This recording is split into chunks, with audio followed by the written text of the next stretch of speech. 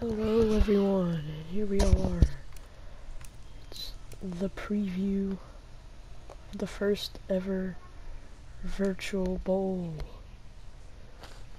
championship of the VFL, the Virtual Football League, first ever one.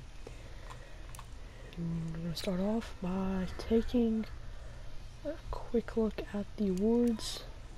Sam Levy, League MVP.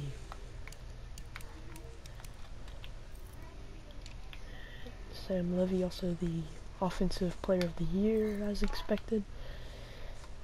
Le'Veon Forsett, Defensive Player of the Year. Corbin Cheese Puffs was runner-up for that,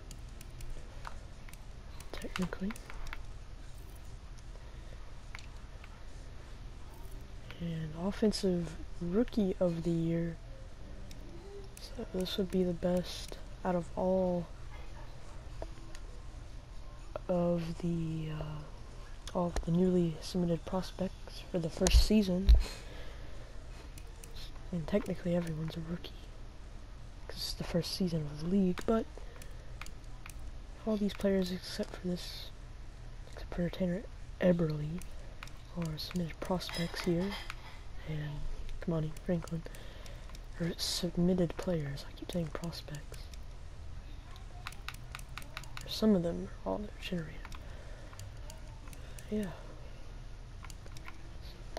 Looks like I won Rookie of the Year, Offensive Rookie of the Year for AFC, and Defensive Rookie of the Year, Corbin Cheese Puffs.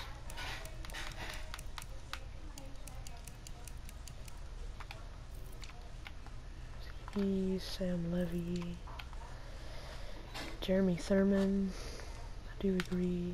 Messi, number 2 there, pretty close behind him. Josh Aquaviva, the best wide receiver. Rookie wins best wide receiver for the AFC.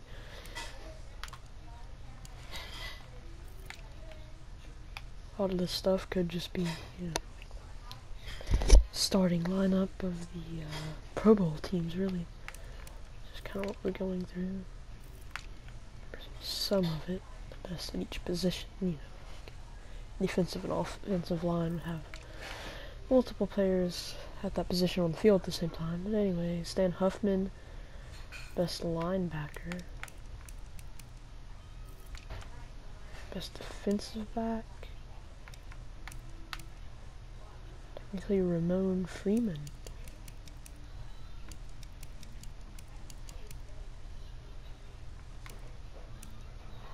I'm a bit surprised I didn't see Crichton Lockett in here, but Bryce Weeks, best kicker for the AFC from the Brooklyn Beats. Now on to the NFC.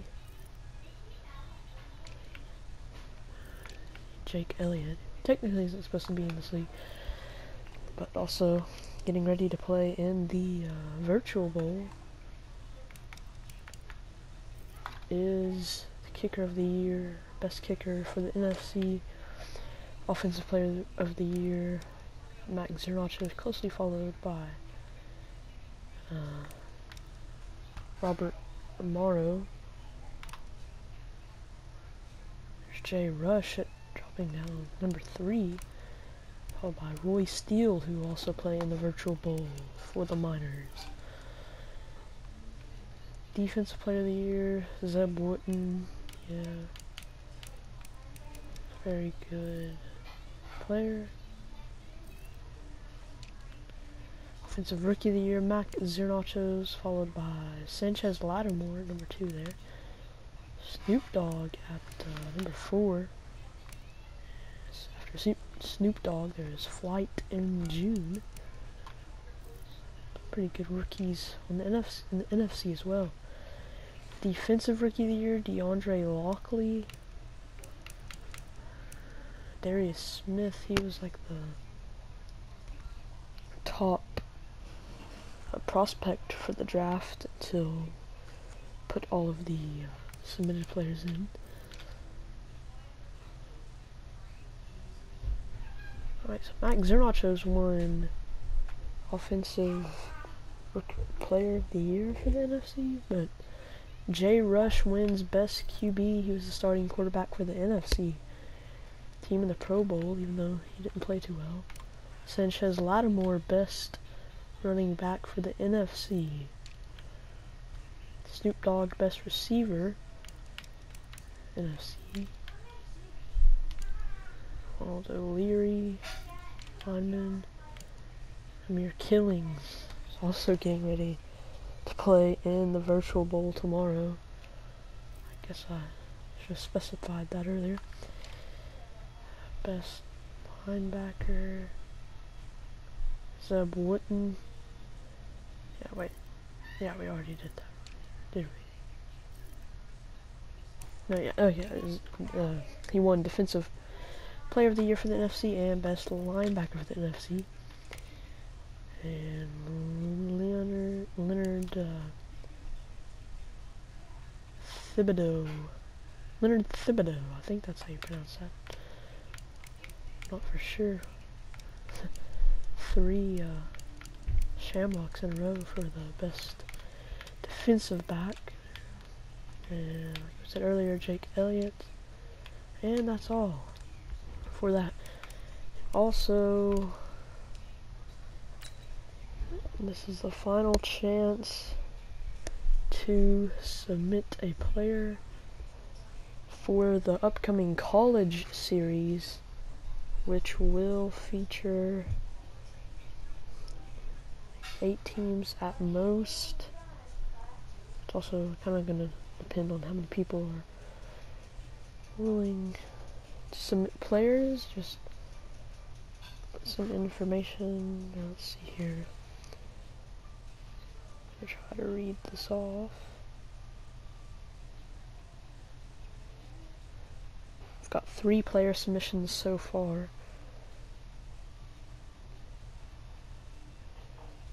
So yeah, just provide your player's name, position, physical description, you know, like appearance.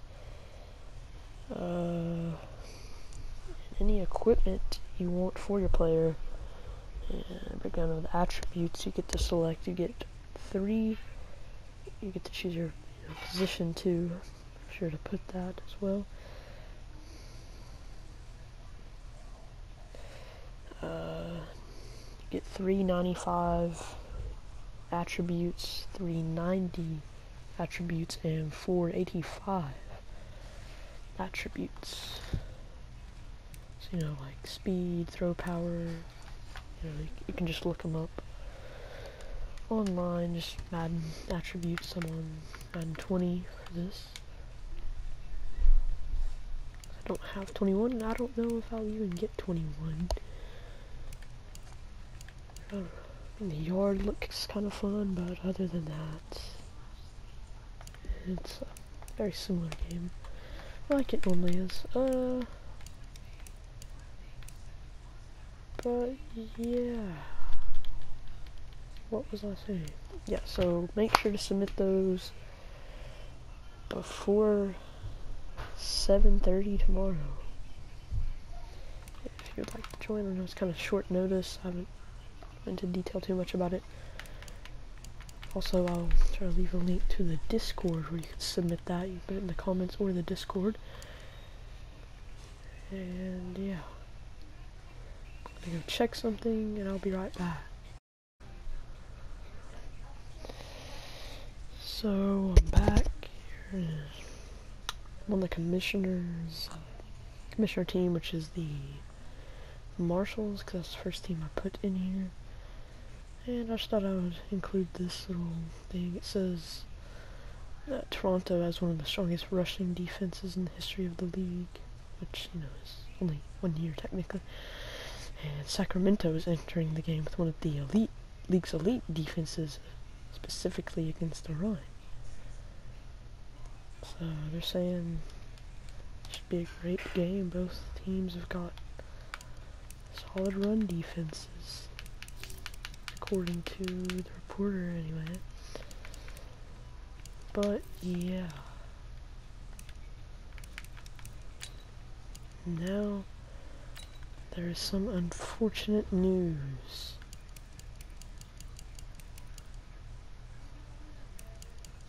It's not actually on All Pro. I have like my own sliders. The unfortunate news is there's actually a way to reset injuries. And Lionel Messi is the only of the Toronto Thunderbirds is the only player injured. Like pretty much any team in the league. And unless it lets us reset the injury, it will not let him play. But there is a way to reset the injury.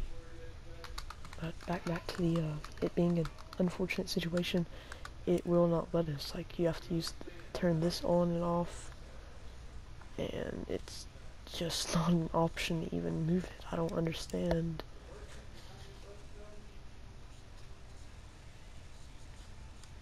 That at all. But anyway, tough blow to the Thunderbirds. They're really gonna need, wish they had Messi for this game against this tough offense. I mean, this tough defense of the Marshals. And that's gonna make Antrim, D'Angelo Antrim, the starting running back for the Toronto Thunderbirds. He's 5'11", 199 pounds, and only a 66 overall, though he does have very good speed, 93 speed. So he's a similar, really kind of a similar running back to Messi. He just doesn't have the all-around skill. He has no real threat. He's not really a receiving back like Messi can be. But he still put up decent numbers when Messi went out in the AFC Championship. And Larson got some carries. But yeah, 77 overall. Toronto Thunderbirds. Pudge Jones at quarterback. Michael Bowles, their main target. Cunningham. O-line is decent. The right side is a little bit stronger than the left. Well, the right guard is a D rating, and then C+, C, then Reggie Fountain, the tight end. That's definitely a threat down the field as well as blocking. Right.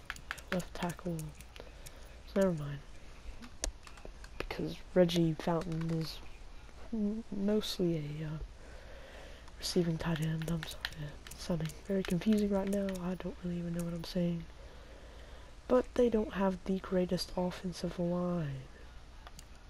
That's basically what I'm trying to say.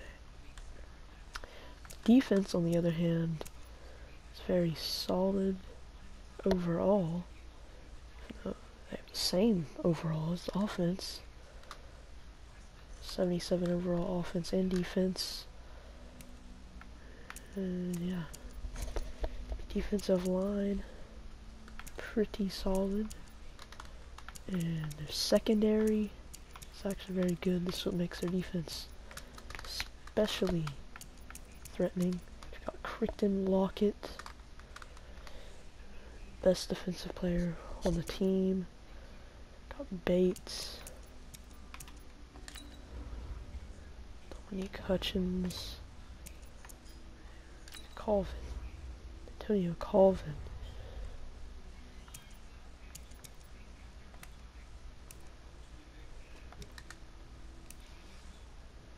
Pretty sure. No, their special teams. That's Allison, Cameron Allison. He's the one who had that big field goal block. No, he didn't block it, but he returned it for the touchdown. I believe Barlow had the block. But yeah, that's really what changed the momentum of that game and got Thunderbirds to this virtual bowl. Linebackers aren't the greatest. You've got Kirk Brown, it's an 82 overall. we're actually going to upgrade all the players here. 8 players upgraded.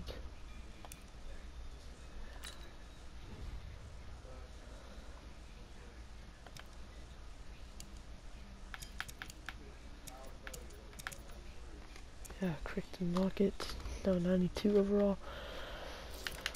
This video is kind of long. I'm moving through this very slowly. I need to hurry things up.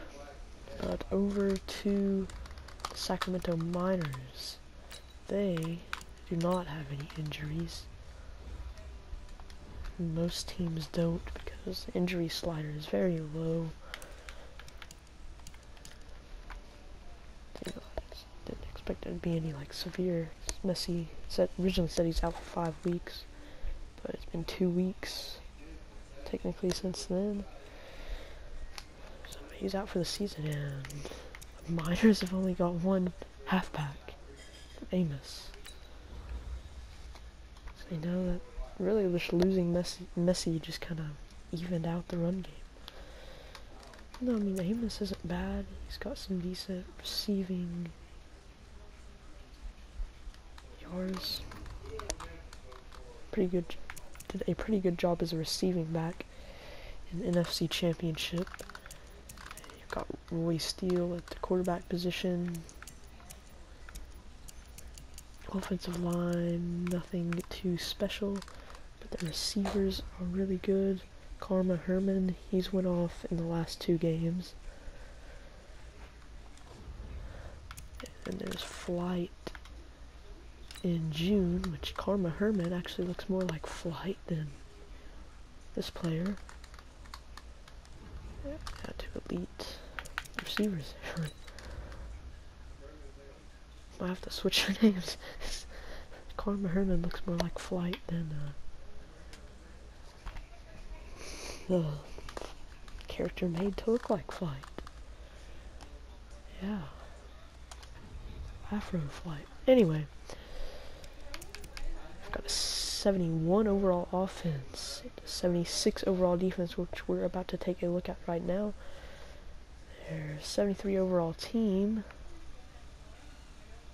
which that's going to give Thunderbirds a slight advantage in terms of overall, and their defensive star is Amir Killings. He's going to make a big impact on this game. I would expect him to anyway. So I've got a pretty solid D line. Corners. Got Matt Hinton. Best defensive back on their team. And right here, the middle linebacker position, you've got Gabe Crawford. Best player on their defense. I mean, yeah. Or no, not the best player on their defense. Best linebacker. He's the middle linebacker. So, there you go. Karma Herman, also good kick returner. And yeah, that's about all I can say. That's pretty much it. You know, submit your prospects with their colleges. I forgot to read those off earlier. I knew I was forgetting something. So let me try to do that really quickly. Choose from Florida State. There's Florida State, Clemson, Miami, Florida, LSU, Oregon, USC, University of Southern California, not South Carolina, Texas, Oklahoma, and Texas Tech. Those are the available colleges for the college series that your submitted player can go to. Play a season in college before they are drafted for the second VFL draft. But anyway, we've also got to upgrade the Miners players. Yeah, no effect on them either in terms of overall team overall. I guess overall team overall, but yeah. So the Miners were 13-3 on the season, Thunderbirds 12-4. Thunderbirds are the 2 seed, AFC North champions, and the Miners were the 4 seed, wild card. Just barely made the playoffs. They were in a very tough division. Well, they more than just barely made it. Yeah, but they were in a very tough division. They were 3rd in their division. They were 13-3. Yeah. Miners also didn't play a lot of teams in the regular season. They've definitely shown they've gotten the games they have played and in these playoffs. 6:17 p.m. as I said. It's kind of weird. But it will be at 7:30 p.m. Central Time, 8:30 Eastern. The Toronto Thunderbirds and the Sacramento Miners, first ever virtual bowl. And my prediction is the Thunderbirds will win 24 to I'm gonna say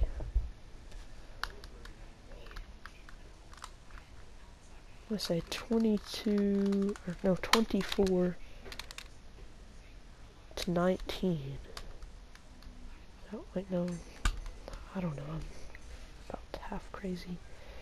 24 to 17. Why do I keep saying 22? But, okay, finally, my score prediction is 24 to 17. Thunderbirds winning. That is my prediction. I don't know if it'll be true. That's just what I think. Leave your prediction down in the comments. And yeah, that's all for this one. Thanks for watching. I'll see you next time in the first ever Virtual Bowl. Virtual Bowl 1 between the Toronto Thunderbirds and the Sacramento Miners at 7:30 Central, 8:30 Eastern. Hope to see you there.